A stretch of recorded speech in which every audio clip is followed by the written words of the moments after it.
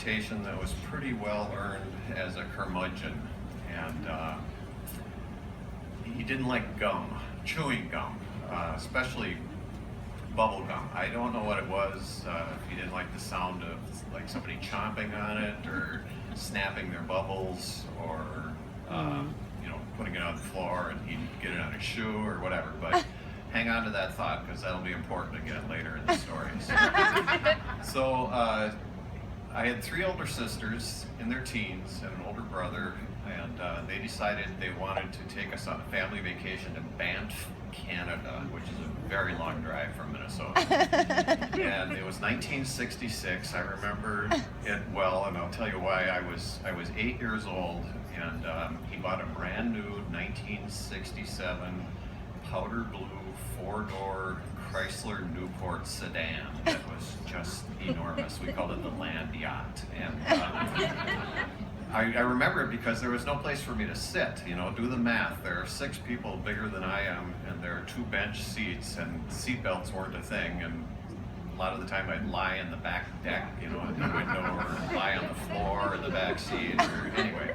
So we go on this great trip. It was a great adventure, and 2 weeks into it, we're coming home, and we've got one long day of driving to get back, and we're in the middle of South Dakota, in the middle of nowhere, and my dad's just exhausted, and he talked my oldest sister into driving, and she's 5 feet tall in this land yacht driving this thing, and we're probably going 100 miles an hour down the road. And back then they used to sell this gum in a sleeve, a long cellophane sleeve, and it was called Rain Blow, and it came in a whole variety of big ball of bubble gum in different colors, or you could get it all in grape. It was all purple. And my youngest older sister decided that she was going to stuff a whole bunch of these into her mouth and chew these, and she was sitting in the passenger side of the front seat.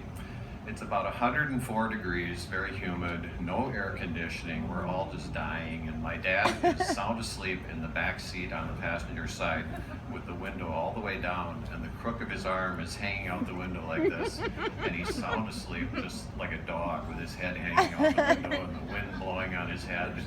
And we're driving and driving for hours, and my sister got tired of her gum and she threw it out the window. The wind caught it and it went zoom right into his armpit. But he never woke up. He just kept sleeping on it. So we're driving, and that thing is just going on. And finally we pull over to the rest stop, and he's all groggy and up, and he can't raise his arm up. So we help him lift his arm up, and it's just roaring this molten mass of purple bubble gum in his armpit. So we had to go into the place and get ice cubes to freeze up all the gum, and then borrow a scissor and cut all the hair out. So she was busted.